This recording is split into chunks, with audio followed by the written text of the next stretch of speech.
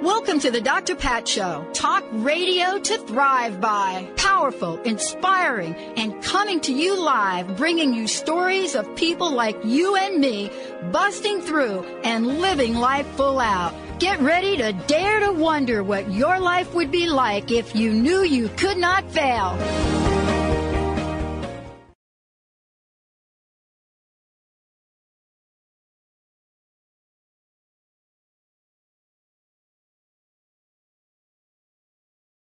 Us in and turn us on. Thank you so much for all of that. I want to again acknowledge the passing of Colin Powell. Well, for those of you that may not have heard, hearts and prayers go out to him and his family. And of course, you could read all about that as usual on the internet. Hello to Benny. Hi, Mr. Benny. How are you? Good. I was a little surprised to hear that. You know, I think sometimes we think people are going to live forever.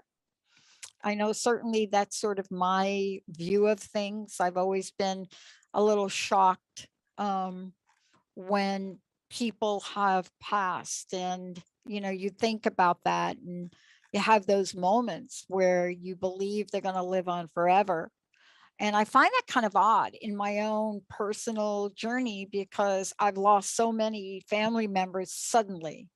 You know, many people get to have the experiences of their family and their moms and their dads, and, you know, they see them go into their more wisdom years. And, you know, I've not had that experience in my life.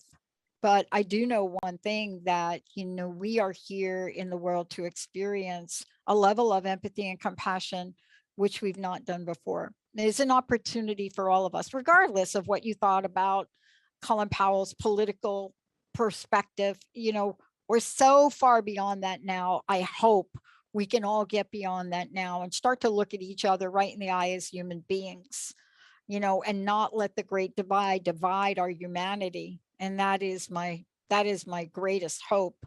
You know, today's conversation, and Brett is, I believe, is going to join us here in a minute. I hope Brett Bevell's going to join us here in a minute, because Brett is the author of a book called Healing Racism Within, a Lightworker's Guide. And you've heard me do a number of shows talking about some of my early experiences. And I should probably get this image to Olivia. I'm going to try to get this image to Olivia if I can get my hands on it quickly here to put up on Facebook. But I have been talking about my history, my childhood growing up, and, you know, and my experiences as well. And if you grow up kind of in a community like myself and my older sister did, and so we grow up in a community where you just are not aware that there's so much hate, right? I mean, you know, at some point in your life, you get older and something may happen, right, where you see it or feel it.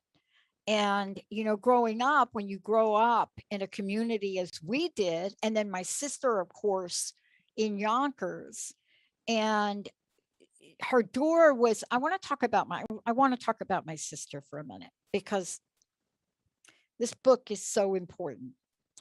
Healing Racism Within. I want to talk about this. And, you know, one of the things that we learn is we can learn from each other. We can. And part of what seems to happen sometimes is we sacrifice a conversation because we're afraid we're going to be politically incorrect. Right?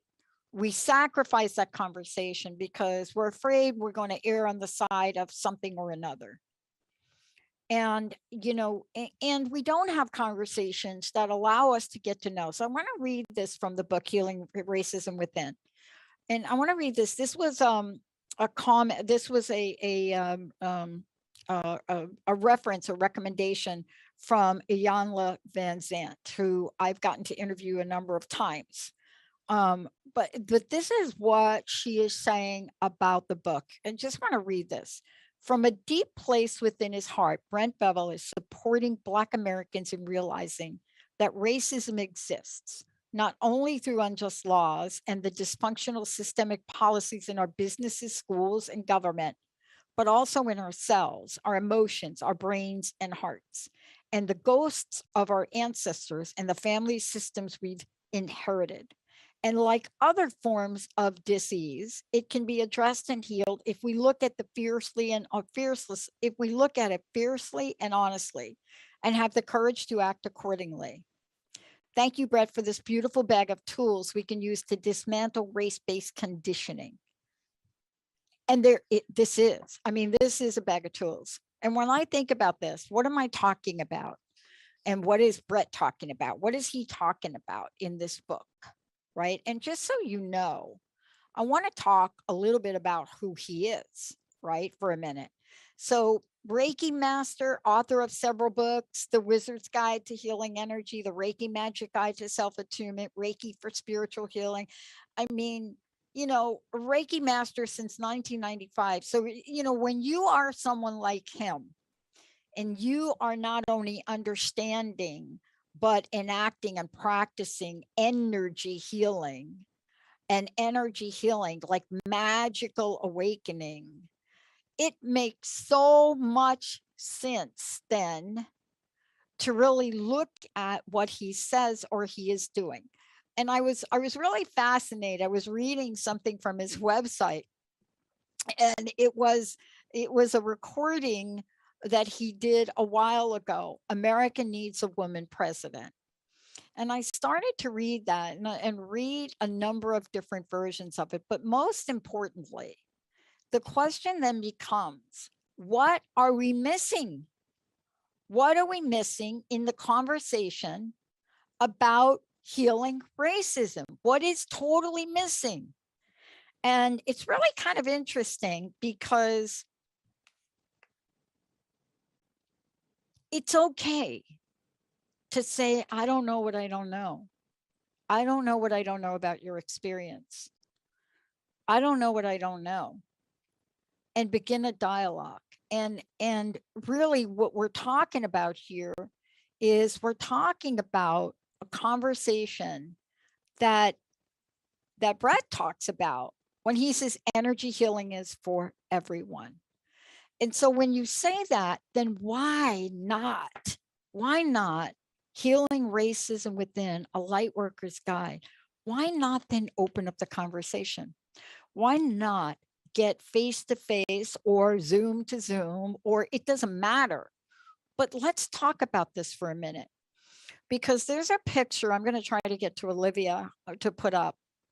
And it's a picture of me and my table tennis coach. And I was young. I was at a young age. And we were inseparable. Now, how does something like that even happen? How does that happen? Well, I will tell you from the way we grew up, and especially through my high school years. I'm a graduate of Plainfield High School. So y'all that want to know about Plainfield High School, go Google Plainfield High School in New Jersey. But when I think about growing up, and when I think about who we played with as kids, and then I think about my sister. And my sister's choice, by the way, I will tell you this is a choice. My sister's choice to live in the projects in Yonkers until she passed away. And I want to just say that when we get to the place in life where we make bold choices, despite what other people will say about us, despite what the consequences may be, despite how it may look in the neighborhood or how it may look in your family. And my stepmom was a perfect champion for this, because no matter what you would say to her, she was not going to follow suit by anything that was going to exclude people from the human conversation. Now, that's a big statement. But what that means is, you know, she was not going to be that person that wouldn't open her doors and invite people to an open door Thanksgiving. And it didn't matter whether you were from our culture or not, or what color of the skin you had. This was such an interesting upbringing for me, which I didn't realize till I was older. But my sister lived this.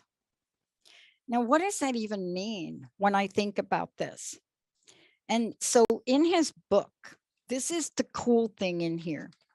This is the wound we cannot see. And Brett opens up this book. If you are an energy healer, there are wounds you cannot see unless you are that. You cannot see them. But when I think about his work and I think about the message of this book, this is where we have to open up the conversation and begin. We have to open up the conversation and begin. And I've talked about my sister on a number of different shows before. I've also talked about the fact that because of the way I was raised, and because of the way we were raised, that had very little to do with the religion that somebody had, that was never even going to be a thing. It definitely wasn't going to be a thing for my stepmom. Whether or not somebody's skin was white or a different color, whether or not you cooked with a certain type of food or not, whether or not you ate meat on Friday or you didn't, none of us really had that exposure until we were older, and then it was a shock. My shock came when I was driving with my coach, Sam Hammond, from a tournament. And it was like one of those scenes, Benny, from that movie Green Book, I think was the movie. And it was like one of those scenes, and you're driving from Philly back from a tournament, and you get pulled over for no reason at all. No reason at all. Not a broken headlamp, not a, I don't know, nothing. So you have an experience like that, and you're raised like me.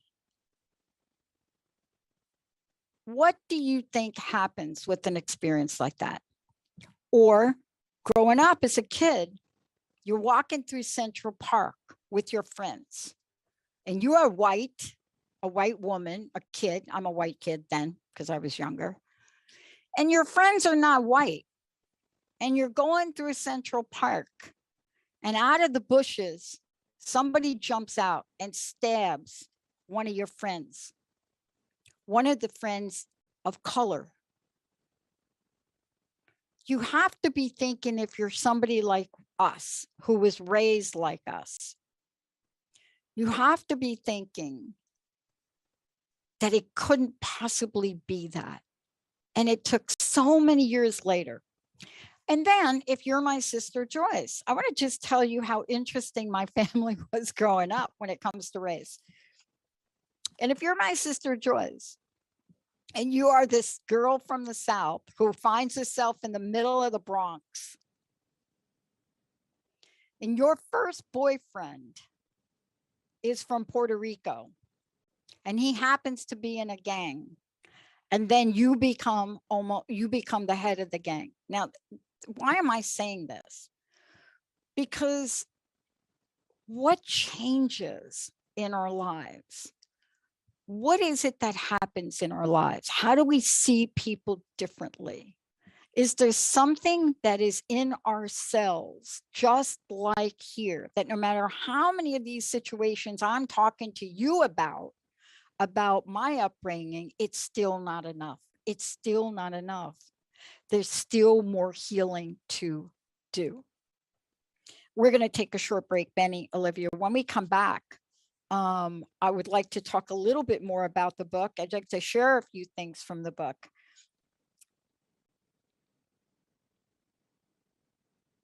but there's so many things here to talk about.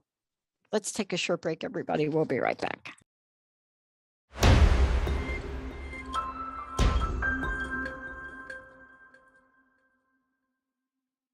Hey, everybody, welcome back. Welcome back. It looks like our guest is not going to be joining us here today. We'll have to get him back.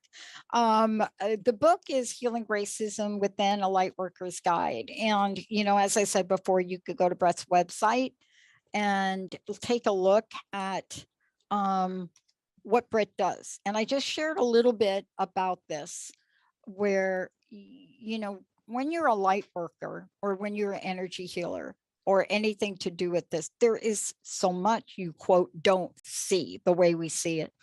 And you know what Brett talks about is so much a part of sometimes what we go through. I think one of the things he comes out and says, he says, I refuse to acknowledge that some members of my family were alcoholics and others were even pedophiles.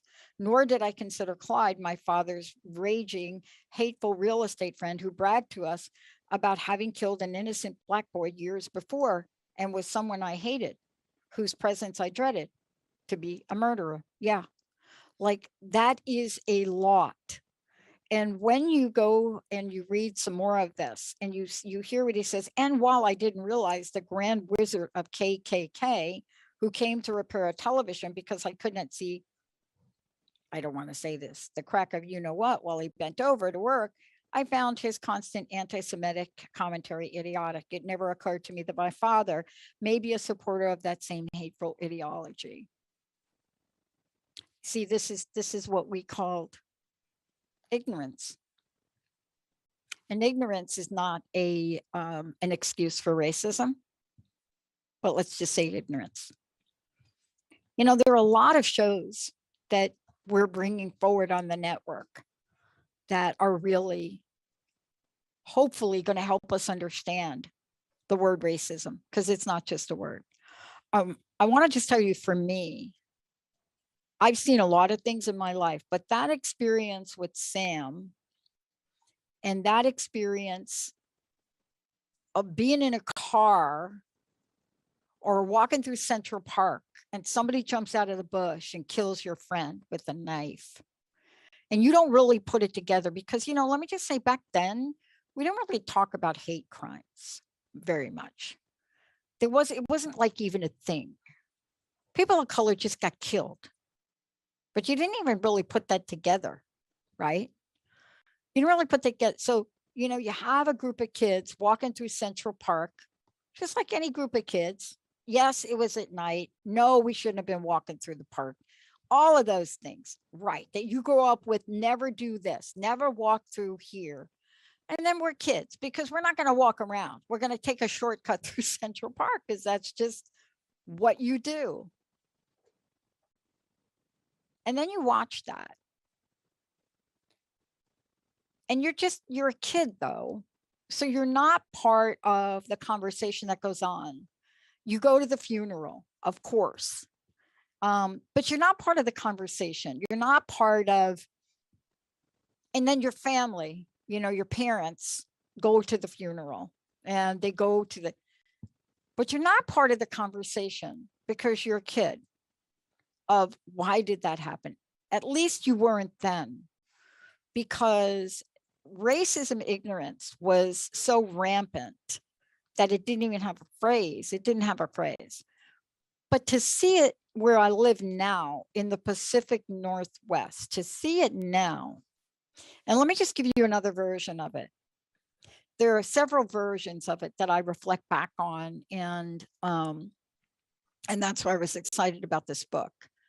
But denial is one of the greatest challenges we have to even having a conversation about racism. And I don't care, as much as you hear me talk about my life and all these experiences, you know, am I eligible to say I'm not a racist? Are there parts of me that can say that? And this is really what we're being challenged to do. I have to tell you, thank you to the phone company for a couple things. One is they had some serious sensitivity training there back at Bell Labs and AT&T. I mean, serious sensitivity. You think EST and the Forum and all these places, before there was all of them, there was sensitivity training. And I remember going through my first sensitivity training class, paid for by the company. It was 7 days. 7 days. It was grueling. You know, some people said it was so far over the top and people had to take weeks off to recover from it. Why? Because in 7 days, nothing was left under the stone.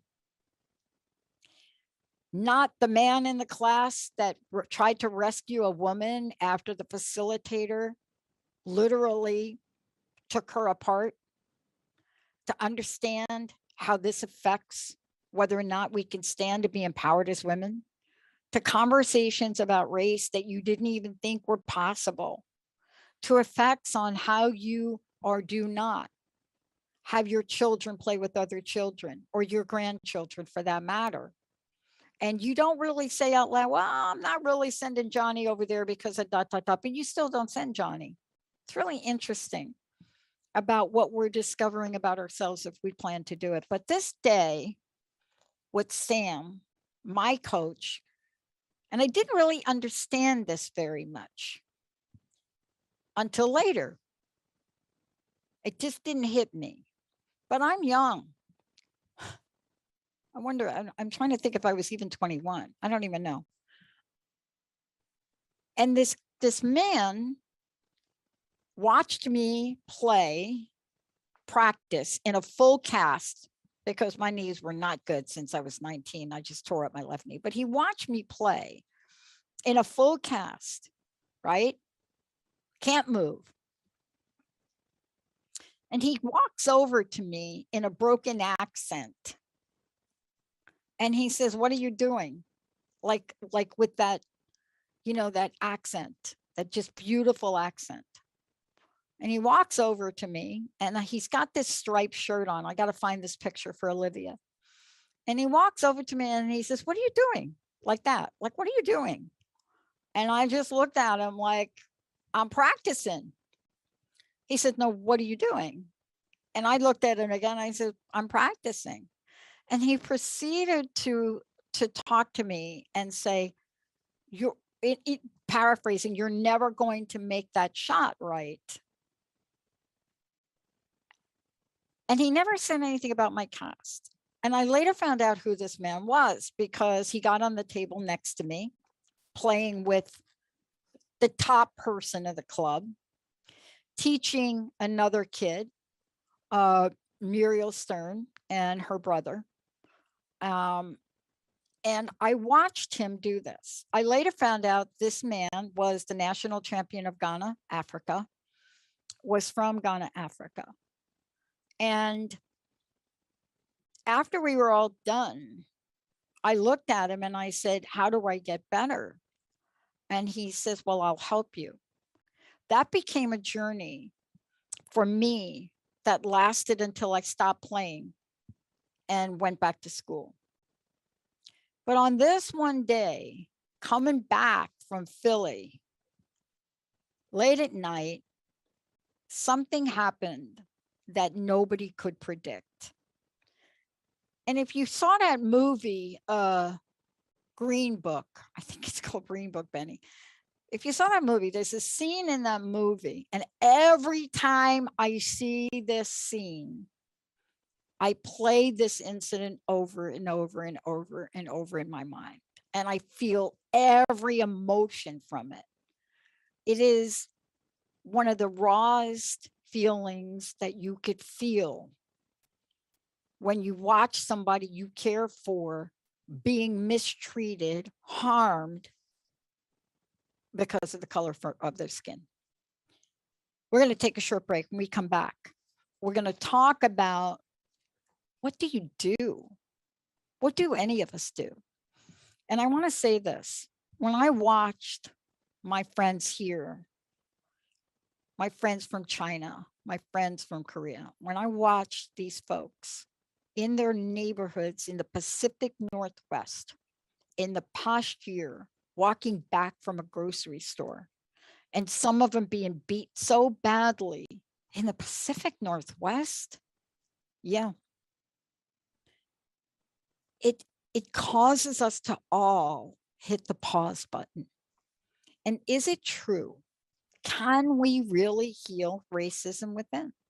What are we so afraid of? What were those policemen on that day that pulled us over so afraid of? Let's take a short break. We'll be right back.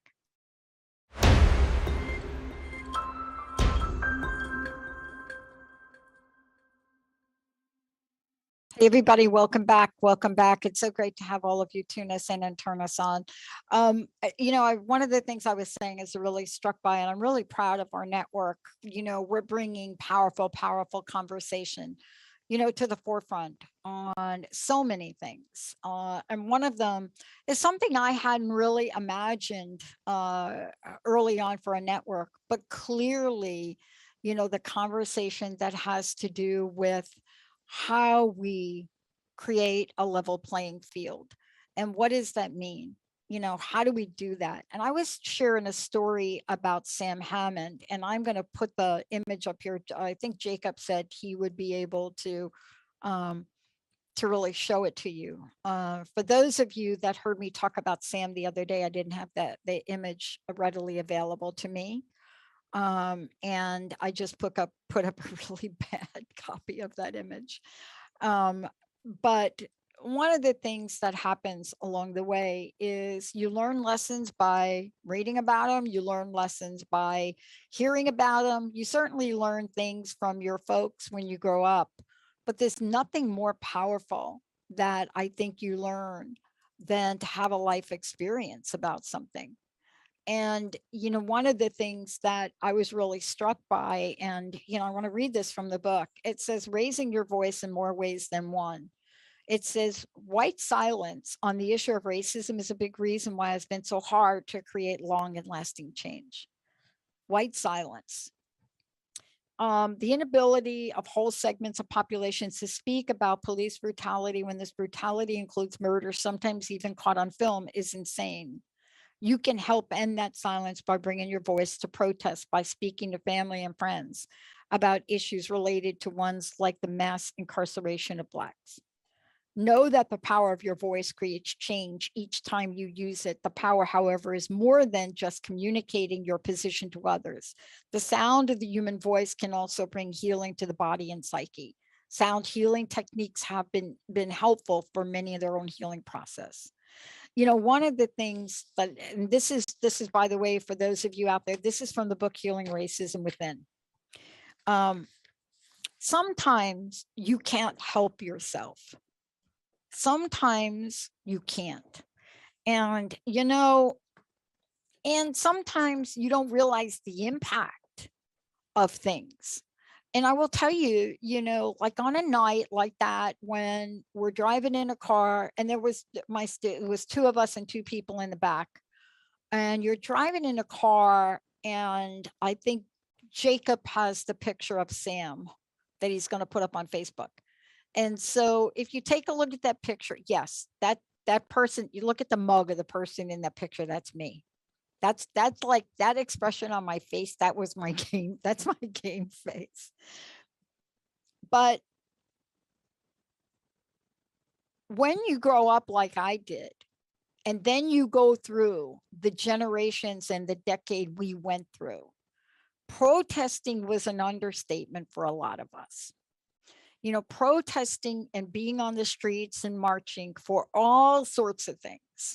It was a way of life. It was a way to have a voice.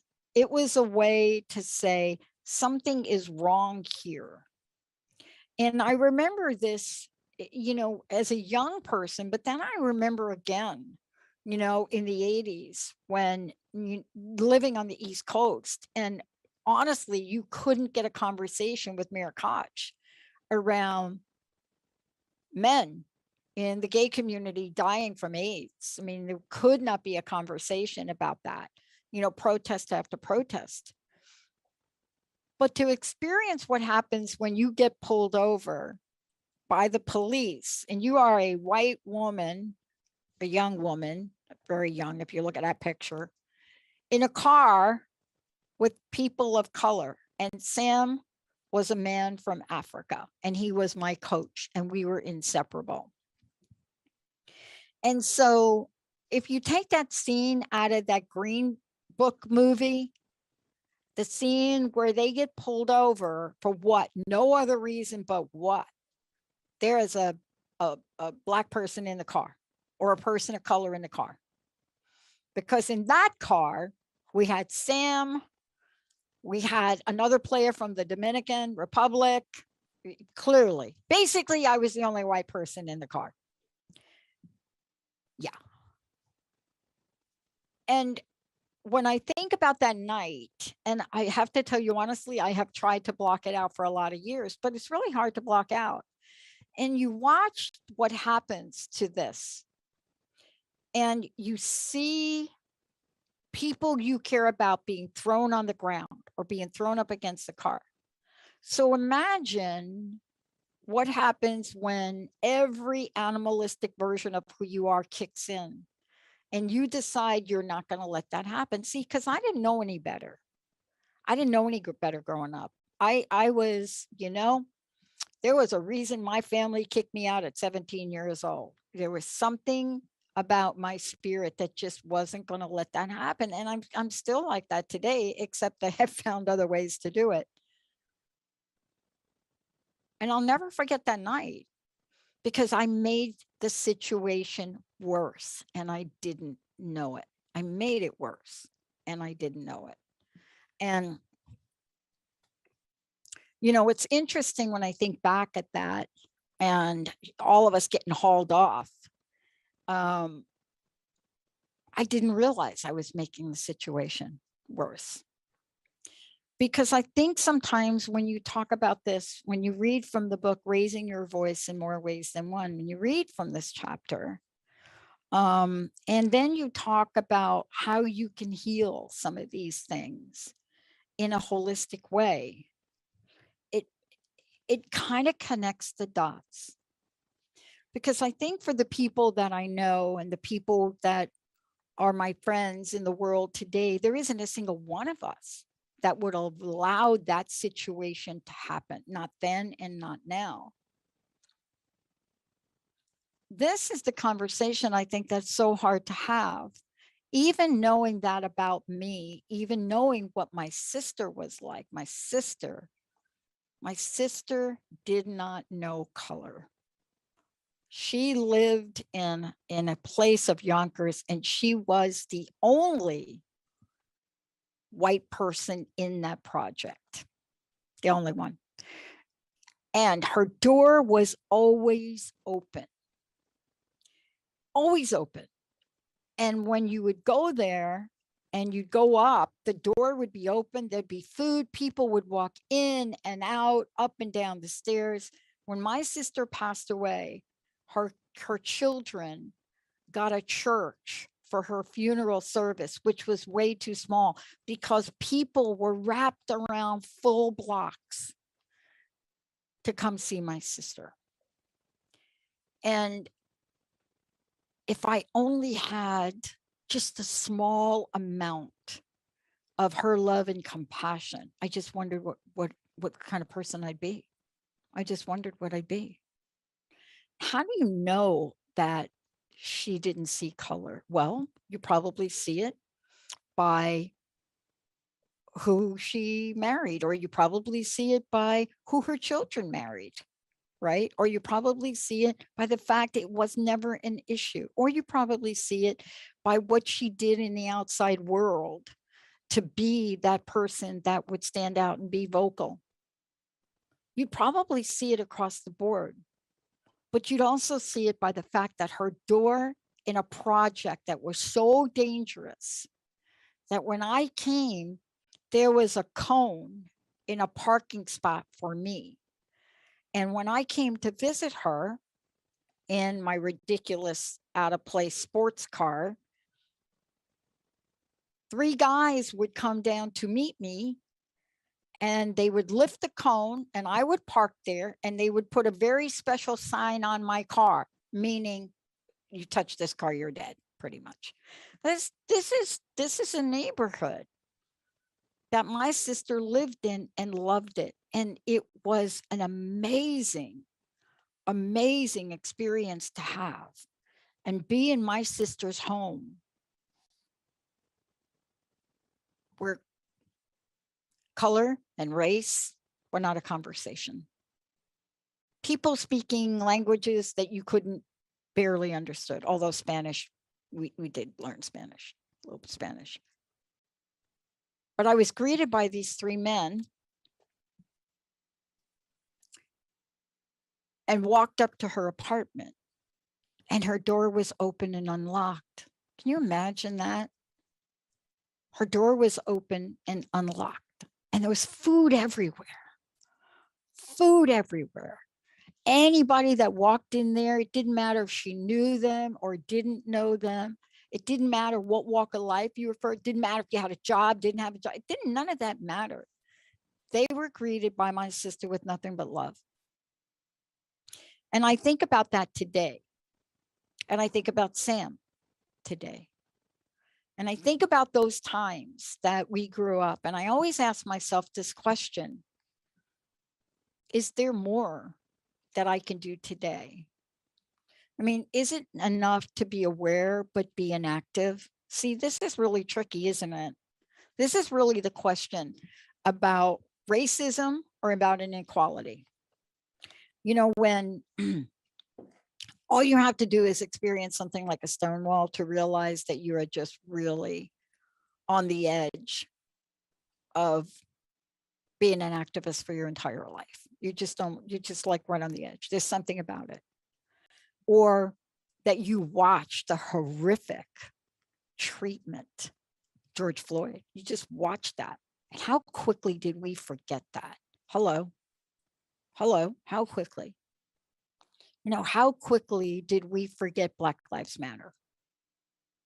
How quickly did we forget the beating and the strapping of Shepherd to a fence because he was a gay man? How quickly can you forget your table tennis friend walking down the street from a grocery store and getting beat? Right? I mean, who beats a 65-year-old woman? I mean, what is the level of hate that racism, we're not talking about? What is that? So healing racism within,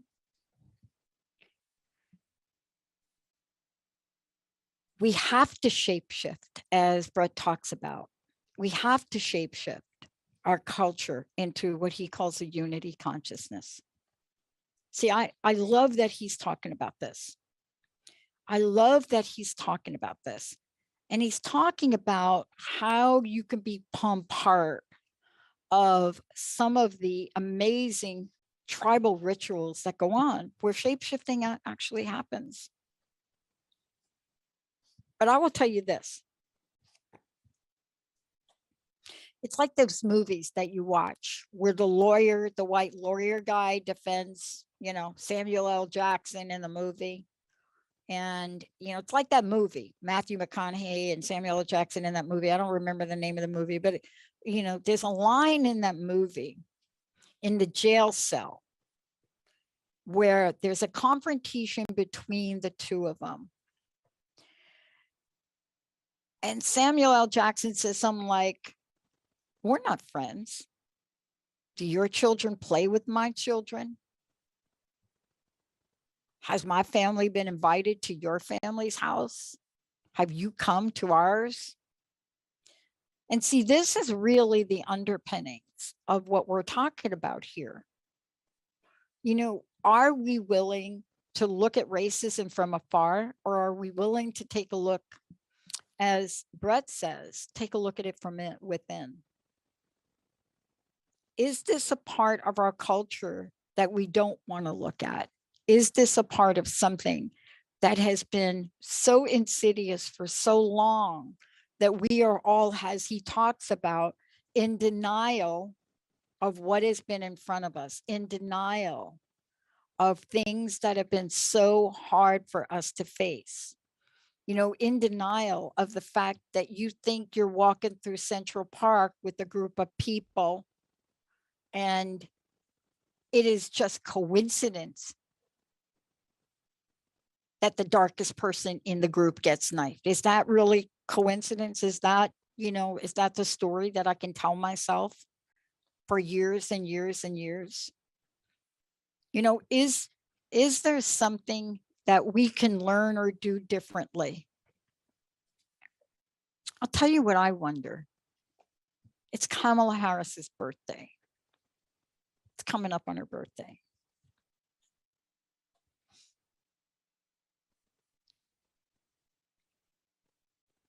I just wonder how systemic all of this is. That you can get a powerful woman, both East Indian and African American woman, in the second highest position in the country, and have her become invisible. See, I wonder about that. I wonder about that. And I wonder about that to the point where I don't know what to do about it. I've tried calling her office. You ever try to call any of your governor offices people? Have you, anybody ever tried? Like they say, call your congressperson or call your senator. Good luck with that. If I get one more voice machine from Patty Murray, I don't know what I'm going to do.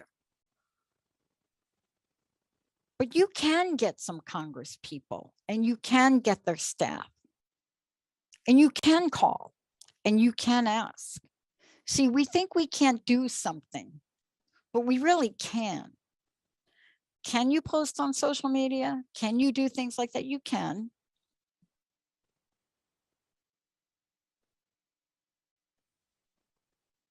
It's interesting. There are some offices that I can call, some Congress people, and they'll ask you where you're from, and you clearly are not from there. And a lot of times what will happen is they will send you to your own senator or Congress people or whoever you want to go to. But a lot of times they'll listen to you. And a lot of times they'll hear you. And I just want to ask, am I the only one that is seeing the invisibility of what the world might see as one of the most powerful women on the planet, who is second to only the president? And is that okay with everybody? Is that okay? The question really, though, for me and many of you, and if you want to read this book right here, right? That book right there. And you kind of go through it. And then you get to the part of the book which I didn't expect. And this is the part that helps you shift. It's the healing power of gratitude. And when I start to think about how grateful I am that we actually live in a place where I can even have a conversation like this, although I don't know if YouTube or Facebook will, maybe I said something, somebody will say something they don't like. That's a whole different story. But can we express multicultural gratitude? Multicultural gratitude. Here's the deal. I want to read what Brett says, right, about this. The healing power of gratitude. Gratitude rewires the brain. Scientific studies show this. Happiness researchers know this. If gratitude can rewire the brain for personal happiness, then why not use it to change social programming conditioning on race? All right, where's he going with this?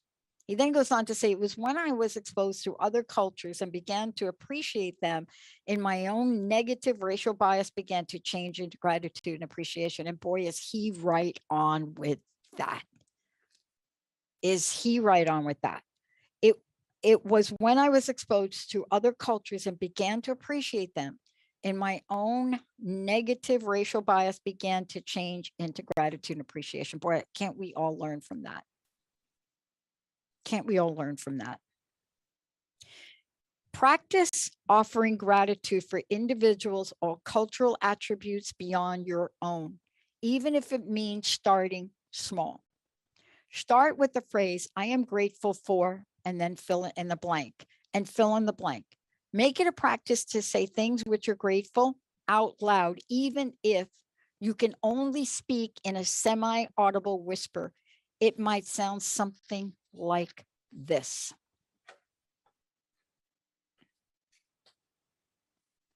I am grateful for the music of Richie Havens, especially his song Freedom. I am grateful for the poetry of Aja Monet and the truth of her words. I'm grateful for the wonder of Zuni poetry or pottery I used to see in the windows of shops in New Mexico when I was a child. I am grateful for Navajo fry bread, especially when it's covered in honey. I'm actually grateful for that too. I'm actually grateful for the friendship of friend Niku. I'm grateful for the gift of African drumming and the way it brings me to an alpha state of consciousness so easily. I'm grateful for those Mexican and South American immigrants who work in the fields under harsh and unusual, unfair conditions, harvesting the fruit and vegetables I eat each day. And let me just comment on that. When I went to school at Claremont, one of the things we had to do was experience strawberry picking in the fields. There is a reason that white people don't do those jobs. That's just me saying it. The average life of a strawberry picker is like 44. Spend a half a day strawberry picking, and then you have to pay for every strawberry you've ruined. And you will have an appreciation for the gifts, the talents, and the hard work that the people in the fields do for us. I'm grateful for the beautiful colors of Indian and Bengali sari in the shop windows near Roosevelt area in Queens, New York. I'm grateful for the wonderful smiles of Balinese people each time I visit Bali. I'm grateful for the courage of William, like bell hooks and Sojourner Truth. And how even as a man, reading about them makes me feel like a better person. I'm grateful for the Iroquois Nation and the traditions which were so important in the writing of the United States Constitution. I'm grateful. He goes on. I'm grateful for the Hindu practice of kirtan and singing divine names. I'm grateful for the wonder of Balinese art. I'm grateful for Thai yoga. I'm grateful for the speeches of Martin Luther King and his commitment for justice of all. I'm grateful to the bright poetic mind of Muhammad Ali and the influence he had on sports and culture activists during my childhood. See what he's done? He's now saying, can you do this? Will you do this? Will you do it in the silence of your own space? And he says, this simple exercise in cultural gratitude is like a muscle. And the more you use it, the more it will grow the wide lens of your own perceptions and appreciation. I'm grateful for having known Sam Hammond, for having him be my friend. I'm grateful for understanding his culture. I'm grateful for knowing that his mother was a phenomenal, successful entrepreneur. I'm grateful that he was able to look at me not as a person that is white and me look at him not as a person of color, and that our friendship transcended all of that. I'm grateful he saw something in me that I didn't see in myself. I'm grateful that I learned so much from him, not just about the sport, not just about becoming a champion, but about becoming a better person, because that's what Sam Hammond was, a better person.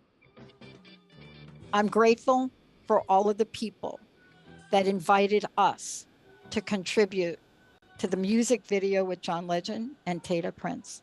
And I'm grateful for all of you for tuning us in and turning us on. We'll see you next time.